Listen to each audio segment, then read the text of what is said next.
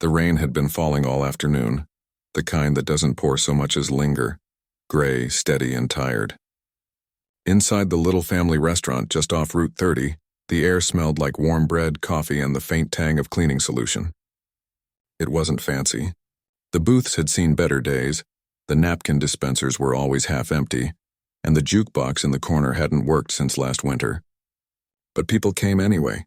Not for the decor, but because the food was honest and the staff never made you feel like you were in the way. At a corner table near the window, a man sat alone. He wore a charcoal overcoat neatly pressed, and his silver hair was combed back without a strand out of place. He didn't look like he belonged here, too polished, too quiet, but he'd been coming every Thursday for the past 3 weeks. He never ordered much, just black coffee, sometimes a slice of apple pie if the day had been especially long. He watched the room like someone studying a familiar painting, noticing things others missed, the way the busboy limped slightly on his left foot, how the hostess always tucked a spare hair tie around her wrist, the rhythm of the kitchen door swinging open and shut like a heartbeat. Today, though, his attention settled on the waitress near the back. She moved quickly but carefully, balancing 2 plates of meatloaf and mashed potatoes without spilling a drop. Her uniform was clean but worn at the elbows, and her dark hair was pulled into a messy bun that kept slipping loose. She looked young, maybe early 30s, but her eyes carried a kind of weariness that didn't match her age. Not the kind that comes from a bad night's sleep, but the deeper kind, the kind that settles in your bones after months of holding your breath. During a rare lull between dinner rushes, she disappeared into the small staff room and returned with a boy no older than 6. He clutched a stuffed rabbit with one ear chewed off and blinked up at the room with wide, curious eyes. She led him to the far corner where an old upright piano sat beneath a dusty lamp. No one played it anymore. It was just part of the scenery, like the faded landscape paintings on the wall or the fake ivy trailing along the ceiling beams. But the boy didn't seem to care that it was just for show. The moment his feet touched the stool, his fingers reached for the keys. At first it was just random notes, high, low, clashing. But then he found a simple melody. It wasn't perfect. Some notes were too soft, others too loud. But there was something in the way he leaned into it, like he was trying to say something words couldn't carry. The waitress stood beside him, arms crossed, shoulders finally dropping just a little. She didn't say anything, just watched him, her lips curving into a small private smile. The kind you only show when you think no one's looking. The man at the corner table didn't move. His coffee went cold. He'd seen plenty of talent in his life, concert halls, private recitals, award ceremonies, but this felt different. There was no audience, no expectation, just a child playing because it made him happy, and a mother letting him, even though she probably had 100 things she should have been doing instead. He remembered, suddenly, a school auditorium 35 years ago. He'd been that boy once. Thin arms, secondhand shoes, fingers trembling over piano keys during the spring recital. His mother had sat in the 3rd row wearing her only good dress, her hands folded tightly in her lap. Afterward, a man he'd never seen before had approached her, handed her an envelope, and walked away without a word. Inside was enough money to keep the lights on for 6 months and pay for his next year of lessons. They never found out who he was. But that moment had changed everything. Now watching this scene unfold under the soft yellow light of a neighborhood diner, something stirred in him. Not pity, not guilt, but recognition. He knew what it looked like when someone gave everything they had and still wasn't sure it would be enough. Later, when the boy had been tucked back into the staff room with a coloring book and a juice box, the man signaled the hostess over. He kept his voice low. "That waitress, does she bring her son here often?" The hostess glanced toward the back, then nodded. "Yeah, when her sister can't watch him.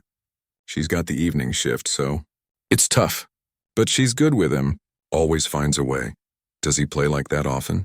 "Since he was 4. He hears a song once and can pick it out on the keyboard they've got at home. Teacher at the community center says he's got real feel for it. But lessons cost money, you know. And she's got other things." The man didn't ask what those other things were. He didn't need to. He'd seen the way she rubbed her lower back when she thought no one was watching, the way she checked her phone every few minutes like she was waiting for news. He'd also noticed the small medical bracelet on the boy's wrist. Nothing alarming. Just a quiet signal that life hadn't been simple for them. He left a generous tip under his coffee cup. along with a note scribbled on a napkin. Keep playing. The world needs to hear this. He didn't sign it. Didn't need to. The next day, the waitress found the note while clearing tables. She read it twice, then slipped it into her wallet, right next to a faded photo of her son sitting at a tiny keyboard in their living room, grinning like he'd just discovered magic. She didn't know who'd written it, but for the first time in weeks she felt seen, not as a server, not as a single parent struggling to keep up, but as someone whose quiet efforts mattered. That night, after her shift ended and the boy was asleep in the back seat of her old sedan, she sat in the parking lot for a long time, listening to a recording she'd made of him playing earlier that week. It wasn't polished. There were mistakes, but there was joy in it, pure, unguarded joy. And maybe, just maybe, that was enough to build something on. Back in his downtown office the next morning, the man stared out at the city skyline. He could have walked away, told himself it wasn't his problem, but he kept seeing that smile, the one the waitress gave her son when he hit the right note, the one that cost nothing but meant everything. He picked up the phone and called someone he trusted. "I want to look into something," he said. "A music program. For kids who don't have access. And I want it to be real, not a photo op, not a press release. Just help." He didn't mention the restaurant, didn't mention the boy or the piano. But as he hung up, he knew this wasn't just about music. It was about giving someone the same chance he'd been given all those years ago, when a stranger saw a child playing with his whole heart and decided that was worth protecting. And so, without fanfare, without even a name attached, the first thread of something new began to weave itself into their lives, not through grand gestures but through small acts. A scholarship application quietly submitted, a used keyboard delivered to an apartment with no return address, a phone call to a music therapist who agreed to see a new patient on a sliding scale. The waitress didn't know any of this yet. All she knew was that her son kept playing, that the rain had finally stopped, and that somewhere out there, someone had noticed and cared enough to say so. And in a world that often felt too loud and too fast, that small kindness was enough to keep her going. The man didn't come back the next Thursday.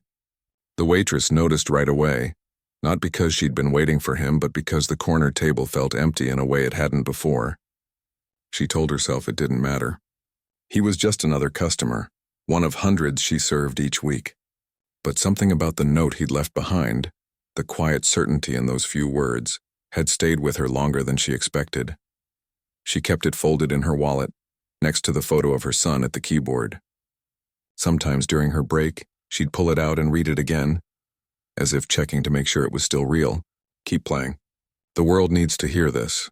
It sounded like something a grandparent might say, or a teacher who truly believed in you, not the kind of thing you got from a stranger in a diner. Her son, meanwhile, hadn't stopped playing.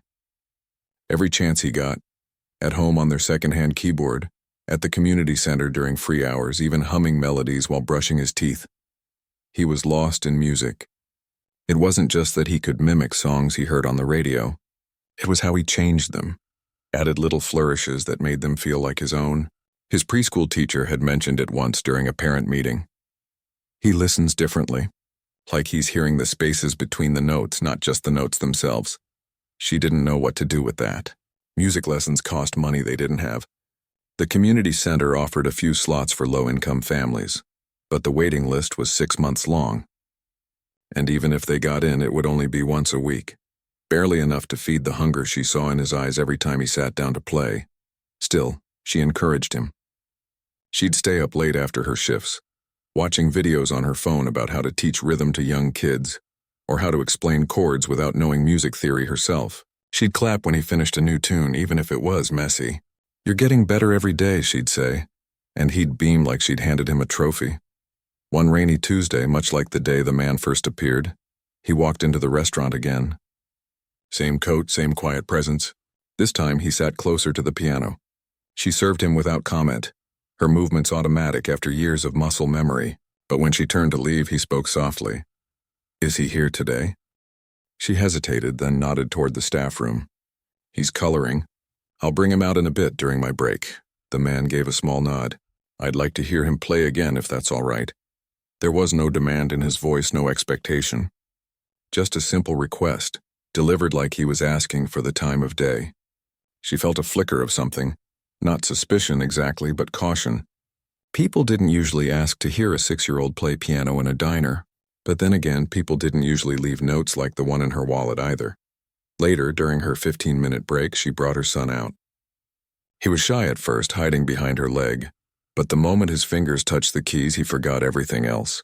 He played a tune he'd been working on, a simple version of a lullaby she used to sing to him when he was a baby. It wasn't perfect. He missed a few notes and his timing wavered near the end, but he played it with his whole chest, like the music was coming from somewhere deeper than his hands. When he finished, the man didn't clap. He just sat very still for a moment, then reached into his coat pocket and placed a small digital recorder on the table. "Would you mind if I recorded that? Just for myself?" She glanced at her son, who was already lost in another melody, then back at the man. "Why?"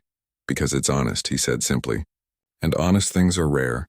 She didn't fully understand, but she didn't say no. Later, after her son was back in the staff room with a snack and a fresh coloring page, the man left another tip, larger than before, and another note. Talent like this shouldn't go unheard. This time, she showed the note to her sister over the phone that night. "Some guy at work keeps leaving these weirdly nice messages," she said, trying to sound casual. "I think he's just lonely or something," her sister laughed. "Or maybe he's secretly a talent scout. Next thing you know, your kid's gonna be on one of those TV shows." They both knew it wasn't likely, but for a moment it was nice to imagine. What neither of them knew was that the man wasn't just listening, he was acting.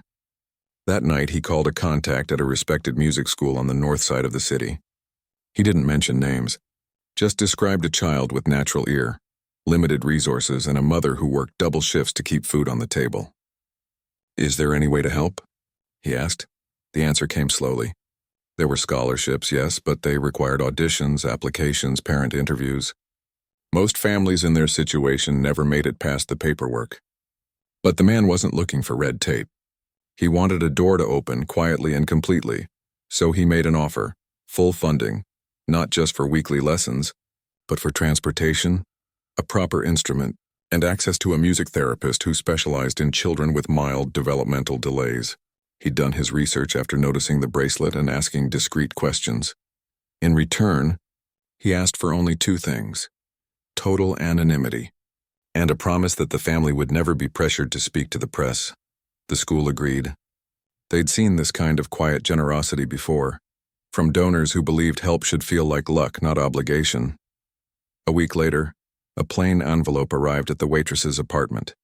Inside was a letter on official letterhead, explaining that her son had been selected for a new community outreach program, funded by an anonymous donor. It included a scholarship covering all costs, a schedule of available lesson times, and a contact number for a local music therapist who could begin sessions immediately. She read it 3 times, standing in her kitchen with the kettle whistling behind her. Her hands shook. It felt too good to be true. Scams happened all the time. Fake grants, phishing letters, people pretending to help just to get something in return. She called the number on the letter, voice tight with caution. The woman who answered was warm, professional, and knew details only someone involved would know. The name of the community center her son attended, the fact that he responded better to visual cues than verbal instructions, even the brand of keyboard they owned. Still, she waited. She talked to her sister, her landlord, even the manager at the restaurant. Everyone told her the same thing. If it feels real and there's no catch, maybe it just is. The turning point came when her son saw the letter. He couldn't read most of it, but he recognized the word piano. He looked up at her, eyes wide. "Does this mean I get to learn for real?" She hugged him then hard and whispered, "Yeah, baby, for real." The first lesson was the following Saturday. They took the bus across town, her son clutching a notebook like it was a treasure map. The studio was nothing like she'd imagined, no grand hall, no intimidating judges. Just a cozy room with sunlight streaming through tall windows, a grand piano that smelled like wood polish, and a teacher who knelt to greet her son at eye level. "You like to play by ear?" the teacher asked gently. He nodded. "Good," she smiled. "That means you already know how to listen. Now we'll just help your hands catch up." After the lesson, as they walked back to the bus stop, her son didn't say much, but he kept humming, a new tune, one he'd never played before. And for the first time in a long time, she didn't feel like she was carrying everything alone. Back at the restaurant that evening, She worked her shift with a lightness in her step. She didn't tell anyone what had happened, not yet, but when she passed the piano, she paused and ran her fingers over the dusty keys. Then she left a single carnation from the hostess stand on top of it. A small thank you to the place where it all began. The man didn't come in that week. Or the next. She wondered if he'd moved on, if his interest had been a passing thing. But then one Thursday, there he was again. Same table, same quiet presence. This time she walked over without being called. He got into a program, she said, voice low. Full scholarship. Lessons, therapy, everything. They said it was an anonymous donor. The man didn't look up right away. He stirred his coffee slowly, then met her eyes. And thank you, she said, the words catching in her throat. I don't know who you are, but thank you. He shook his head slightly. Don't thank me. Thank him. He nodded toward the staff room. He's the one who earned it. She didn't press. Didn't ask how he knew or why he cared. Some kindnesses don't need explanations. They just need to be received. That night after her shift, she sat in her car again, listening to her son practice through the open window. The notes were clearer now, more confident. And as she watched him through the glass, small shoulders straight, face lit by the glow of the keyboard, she realized something. This wasn't just about music anymore. It was about hope. About someone seeing them, really seeing them, and deciding they were worth believing in. And that, more than anything, was the gift.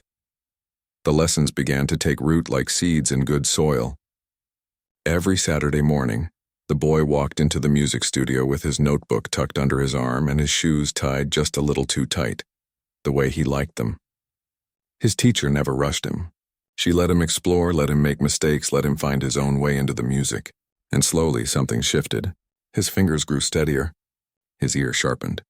He started recognizing patterns, inventing little endings to songs, even humming harmonies under his breath while he played. At home, the old keyboard was replaced by a gently used upright piano, delivered one afternoon by two quiet men who left it in the living room without asking for a signature or even a thank you. There was no note, no return address, just the piano, polished and tuned, waiting like it had always belonged there. The waitress didn't know how to react at first. She ran her hand over the smooth wood, then sat down and pressed a single key. The sound filled the small apartment, rich, warm, alive. Her son stood in the doorway, eyes wide like he'd just been handed the moon. "Can I play?" he whispered. She nodded, and from that moment on, the piano became the heart of their home. She started staying up later, not out of exhaustion this time, but out of wonder. She'd sit on the couch with a cup of tea, watching him practice, noticing how his whole body leaned into the music like it was holding him up. He wasn't just learning songs anymore, he was telling stories. Sometimes joyful, sometimes sad, always honest. But as the weeks passed, something else began to happen. Something she hadn't expected. A local news station caught wind of the story. It started small. A community blogger wrote a short piece about a miracle scholarship awarded to a gifted child from a working-class family. The post got shared more than anyone expected. Then a local radio host mentioned it on air. Soon a reporter from the city's evening news called the music school asking for details. The school, bound by confidentiality, wouldn't give names, but they did confirm that a full scholarship had been awarded through a new outreach initiative. That was enough. The reporter dug deeper. Someone at the restaurant remembered the man in the overcoat. Another mentioned the piano in the corner. A server joked, "Yeah, the billionaire comes in every Thursday, says he likes the meatloaf." It wasn't true, but it stuck. Within days, the rumor had legs. Tech billionaire funds piano prodigy after spotting him in diner. Headlines bloomed online. Social media buzzed with speculation. Was it Daniel Reeves, the reclusive founder of Viridian Systems? The man rarely gave interviews, never posted online, and hadn't been photographed in public in years. But people were sure it was him. Reporters started showing up at the restaurant. At first, just one or two, lingering near the parking lot with cameras. Then more. They asked the staff questions. "Did you see him talking to the boy? Was there a handshake? Did he leave a business card?" The manager put up a sign, "No filming without permission," but that only made them more curious. Worse, they started showing up near her apartment. Not aggressively, just parked down the street waiting. She saw them through the blinds one evening while helping her son with his homework. Her stomach dropped. She pulled the curtains shut and turned off the living room light. That night she barely slept. She kept thinking about privacy, the fragile bubble they'd been living in where kindness felt personal, not performative. Now it felt like they were on display, like their gratitude was being turned into content. She worried about her son. He was too young to understand why strangers wanted to film him playing piano. Too young to know that viral could mean both opportunity and exposure. The next day at work, she tried to act normal. But every time the door chimed, her shoulders tensed. She avoided the piano corner completely. Her son stayed home with her sister. Then, during the lunch rush, a woman in a blazer approached her table with a microphone. "We'd just like to ask a few questions," she said, smiling like it was the most natural thing in the world. "About your son's incredible journey." The waitress set down her tray. "I don't give interviews," she said firmly, but her voice shook. The reporter didn't back off. "People are inspired by your story. They want to know how it feels to have your life changed by a stranger's generosity." "It doesn't feel like a story," she replied. "Quieter now. It feels like my life." She walked away before the woman could respond. Her hands trembled as she refilled salt shakers. For the first time since the scholarship arrived, she felt trapped, not by bills or exhaustion, but by attention she never asked for. That evening, after her shift, she sat in her car again, but this time there was no music drifting through the window. Her son was asleep inside and the piano was silent. She stared at her phone, scrolling through headlines that used his photo. Grainy shots taken through the restaurant window, his small hands on the keys, his face blurred but still recognizable. One article called him the diner prodigy. Another speculated about record deals. She felt sick. The next morning she called the music school. "Is there any way to stop this?" she asked. "We didn't sign up for cameras. We just wanted him to learn." The administrator sounded sympathetic. "I'm so sorry. We've asked the press to respect your privacy, but once a story gets out there, it's hard to control." She hung up, feeling helpless. But then, late that afternoon, a plain black car pulled into the restaurant's lot. Not flashy, just clean, quiet, unmarked. The man stepped out. He didn't go inside. Instead, he waited near the employee entrance until her shift ended. She saw him as she walked out, bundled in her coat, head down. She stopped. "I heard what's happening," he said simply. She didn't answer right away. Part of her wanted to be angry. This was his world, his connections, his name that started all this. But another part saw the regret in his eyes. He looked older than she remembered, more tired. "I didn't want this," he said. "I thought if I stayed out of it, it would stay small. Private." "It was private," she said. "Until people started guessing who you were." He nodded. "I can make it stop. I have people who handle media. They can issue a statement, shut down the speculation." She looked at him for a long moment. "Will it really stop? Or will they just dig harder?" He didn't lie. "It might take time, but I can protect you if you want me to." She thought about her son, the way he lit up when he played, the way he trusted the world because it hadn't hurt him yet. She couldn't let that trust be broken by headlines and zoom lenses. "What if," she said slowly, "you just tell the truth, not about us, but about why you did it?" He frowned. "The truth is messy. It's not a fairy tale." "Maybe that's okay," she said. "People don't need a fairy tale. They need to know that kindness still exists, and that it doesn't always come with a camera." He was quiet for a long time. Then he nodded. "All right." 2 days later, a short statement appeared on the official Viridian Systems website, unsigned but clearly from him. It didn't mention the boy, the restaurant, or even music. It just said, "Years ago, a stranger changed my life with a single act of quiet generosity. I've spent decades trying to pay that forward, not for recognition, but because it was the right thing to do. Please respect the privacy of those involved. Their story isn't mine to tell." The media frenzy didn't vanish overnight, but it lost its edge. Without a confirmed name or dramatic reveal, the story faded from the front pages. Reporters drifted away. The parking lot outside her apartment went quiet again. And in the silence that followed, something beautiful returned. Normalcy. Her son played piano without wondering if someone was watching. She served tables without scanning the room for cameras. And the man? He didn't come back to the restaurant for a while. But one Saturday he stood outside the music studio, far enough not to be seen, and listened through the open window as the boy played a piece he'd written himself. It was simple, tender, full of space and breath.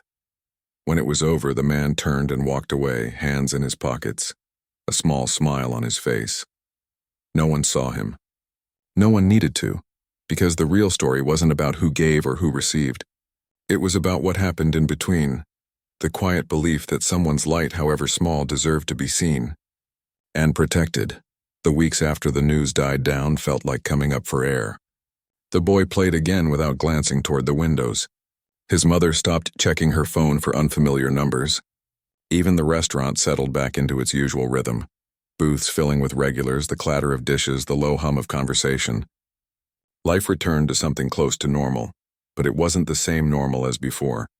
Something had shifted beneath the surface like a stone dropped in water, whose ripples were still spreading. One evening, after closing, the manager handed her an envelope. "This came for you," he said. "No return address." She opened it in the parking lot under the yellow glow of a streetlight. Inside was a letter typed on plain paper, no logo, no signature. It invited her to meet, just once, at a quiet cafe downtown, away from the restaurant, away from cameras, away from everything that had turned their quiet moment into a spectacle. The note ended with a simple line. "I owe you an apology," and an explanation. She almost didn't go. Part of her wanted to leave it all behind, the mystery, the attention, the weight of someone else's goodwill. But another part, the part that still kept the first napkin note in her wallet, knew she needed to hear what he had to say. Not for closure exactly, but for clarity. She found him waiting at a corner table, hands wrapped around a steaming mug. He looked smaller somehow, less like the figure from headlines and more like a man carrying something heavy. He stood when she approached. "Thank you for coming," he said. She sat without answering right away. "Why now?" "Because I should have talked to you before any of this started," he said. "I thought I was protecting you by staying hidden. But I didn't ask what you needed. I just assumed." She studied him, the lines around his eyes, the way his voice softened when he spoke about her son. He wasn't performing. He was just present. "Why us?" she finally asked. The question had lived in her chest for weeks, unspoken but constant. He took a slow breath. "Because I saw myself in him. Not the talent, though that's real, but the way he played like no one was listening. Like it was just for him and maybe for you. That kind of honesty, it's rare. And it reminded me of a time when someone saw me like that. When I was just a kid with duct-taped shoes and a borrowed piano book."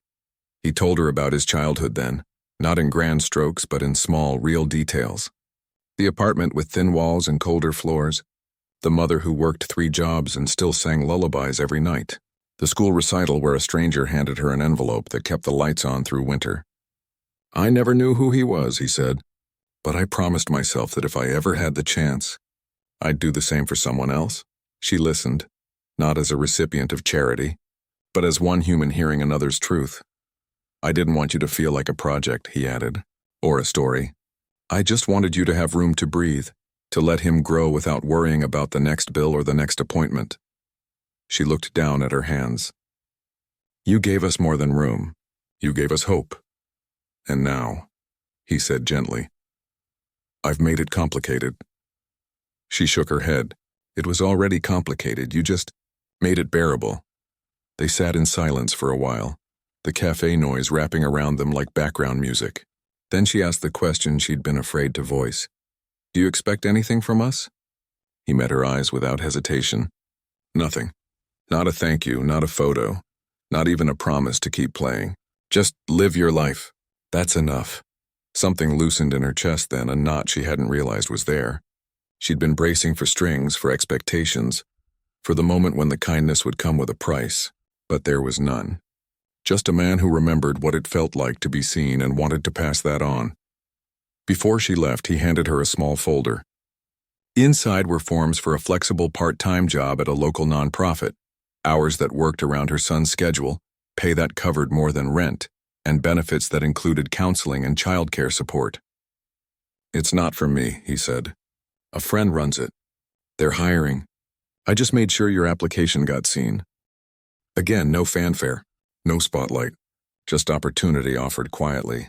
She took it, not because she owed him, but because she owed it to herself and to her son to keep moving forward. Back home that night, she sat at the piano while he brushed his teeth. She pressed a few keys, clumsy but curious. He came out in his pajamas, toothbrush still in hand, and laughed. "You're doing it wrong. Show me then," she said, and he did. Not like a teacher, but like a friend, patient, full of little jokes, letting her find her own way. For the first time, she understood why he loved it so much. It wasn't about being good. It was about being free. Meanwhile, the man returned to his world of boardrooms and high-rise offices. But something had changed there, too. He started asking different questions in meetings. Not just about profit margins, but about impact. He quietly redirected part of his foundation's funding toward music programs in underserved neighborhoods. Not as a publicity move, but as a promise kept. He even visited a few, not as a donor, but as a listener, sitting in the back of classrooms watching kids light up when they found the right note. He never mentioned the boy or the restaurant, but those who worked with him noticed a shift, a softening, a deeper attention to the human side of giving. Weeks passed. The boy's playing grew richer, more confident. He started composing short pieces, little stories in sound. One was called Rain on the Window, another, Mom's Hands. He played them at home, at lessons, sometimes even during quiet moments at the restaurant when the piano sat empty. One afternoon, the waitress's sister came to visit. She listened as the boy played a new tune, gentle, flowing, full of space. When he finished, she wiped her eyes and said, "You know, this could be more than just a hobby." Her sister shook her head. "It's not about more, it's about joy, and right now that's enough." But joy has a way of opening doors. A local community theater was putting on a small holiday production and needed someone to play background music during intermission. The music teacher recommended the boy, not as a star, just as part of the fabric of the show. His mother hesitated. Was he ready? Would it bring back the attention? But when she asked him, his eyes lit up. "Can I wear a tie?" She said yes. The night of the performance, she sat in the back row, heart in her throat. He walked on stage with his teacher, sat at the piano, and played 3 short pieces. No one filmed. No one shouted. They just listened. And when he finished, the applause was warm, ordinary, human. Afterward, a woman approached her. "Your son has a gift," she said. "Not just for music, for making people feel something." The waitress smiled. "He gets that from his father," she said softly. "He's not here, but..." He had that too. It was the first time she'd said it out loud in years. Later, as they walked to the bus stop, her son held her hand and hummed the melody he'd played. The city lights flickered above them, and for the first time in a long time, she felt like they belonged, not as a story, not as a symbol, but as 2 people moving through the world, doing their best, loving as hard as they could. And somewhere across town, a man sat at his desk, looking at a photo on his phone, not of a gala or a deal closed, but of a piano in a quiet room, sunlight on the keys. He didn't post it, didn't share it, just saved it, like a reminder. Because sometimes the most powerful changes don't happen on stages or in headlines. They happen in diners, in living rooms, in the space between one note and the next, where one person sees another and chooses to believe in them. The restaurant hadn't changed much. Same worn booths, same smell of coffee and fried onions, same jukebox that still didn't work. But something about the air felt lighter now, like the walls had absorbed a little hope and were quietly giving it back. It was a Saturday evening in early spring. Outside, the trees were just starting to bud, and the sky held that soft blue light that only comes after a long winter. Inside, the piano in the corner had been tuned for the first time in years. Not because anyone asked, it just showed up one morning, along with a small card that read, "For the music." The boy sat at the bench, fingers resting lightly on the keys. He wasn't nervous this time. He'd played in front of people before, not crowds, just neighbors, teachers, a few friends. But tonight felt different, not because of who was listening, but because of where he was playing. This was where it all began, where a tired waitress let her son chase a sound, and a stranger decided that moment mattered. His mother stood near the kitchen door, arms crossed, watching. She wore her uniform, but her hair was neatly pinned back, and she'd even put on a touch of lipstick, something she hadn't done in months. She caught the eye of the man sitting in the back booth. He gave her a small nod. She nodded back. No words needed. The room was full, not packed, but comfortably so. Regulars filled most tables, along with a few families from the music school, the boy's teacher, his aunt, and a couple of neighbors who'd heard about the little recital. No cameras. No reporters. Just people who cared. He started with a simple piece, the lullaby he'd played that first day, the one his mother used to sing. But now it was fuller, richer, shaped by months of practice and quiet confidence. Then he moved into something new, a short composition he'd written himself, called The Corner Table. It began softly, like footsteps approaching, then swelled into something warm and steady, like kindness arriving without warning. People listened. Really listened. Not out of obligation, but because the music asked them to. A couple near the window stopped talking. The cook poked his head out from the kitchen. Even the busboy paused mid-wipe, tray in hand. When the last note faded, there was a beat of silence, just long enough to feel real, before the room filled with gentle applause. Not thunderous, not performative, but the kind that comes from the heart. The boy turned and smiled at his mother. She wiped her eyes quickly and mouthed, "You did it." Afterward, people milled around, sipping coffee, sharing slices of donated cake. The boy sat at a table with his teacher, shyly accepting compliments. His mother finally walked over to the back booth. "He played beautifully," the man said. "He's happy," she replied. "That's what matters." They sat together for a while, not speaking much, just watching the room. The foundation he'd quietly started, the one inspired by that first visit, was now supporting music lessons for over a dozen kids in the neighborhood. It wasn't flashy. No press releases, no gala events, just steady, consistent help delivered without fanfare. He'd convinced a few other business leaders to join, not by appealing to their wallets, but to their memories. Remember when someone believed in you before you had proof you were worth it? She told him she'd started her night classes again. Not music, early childhood education. "I want to help kids like him," she said. "The ones who learn differently, who need someone to see them before they see themselves." He smiled. "You already do." Later, as the crowd thinned and the staff began clearing tables, the boy wandered back to the piano. He didn't play for anyone this time. Just pressed a few keys, testing the sound, smiling to himself. The man watched from the corner, then stood to leave. "Wait," the boy said suddenly without turning around.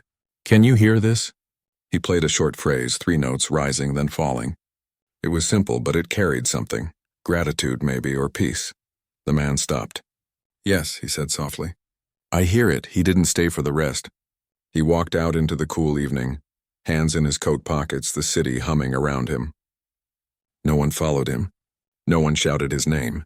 He got into his car and drove away, not toward a penthouse or a private club, but home, to a quiet house with bookshelves and a garden he tended himself. Back at the restaurant, the lights dimmed slightly as closing time neared. The boy helped his mother wipe down tables, humming under his breath. She didn't rush him. They had time now, real time, not just the scraps they used to scavenge between shifts and appointments. As they stepped outside, the night air crisp and clean, he looked up at her. "Do you think he'll come back?" She thought about it.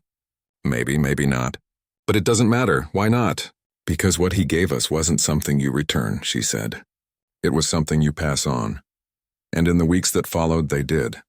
She volunteered at the community center, helping other parents navigate support programs. He played at a senior living home once a month, his small hands bringing old songs back to life for people who hadn't heard them in decades. Neither of them called it charity. They just called it sharing. The piano stayed in the restaurant. Sometimes other kids played it during family dinners. Sometimes it sat silent. But it was no longer just decoration. It was a reminder that magic doesn't always come in grand gestures. Sometimes it arrives in a quiet glance, a folded note, a stranger who chooses to see you when the world looks away. Years later, when the boy was older, taller, steadier, still playing, still composing, he'd tell the story differently each time. Sometimes he'd say it was luck. Sometimes he'd say it was music. But his mother always knew the truth. It was both. And neither. It was simply one human being deciding that another's light was worth protecting. And that, more than any headline or fortune, was the real legacy, not of a billionaire, but of a moment where kindness chose to stay quiet and in doing so changed everything.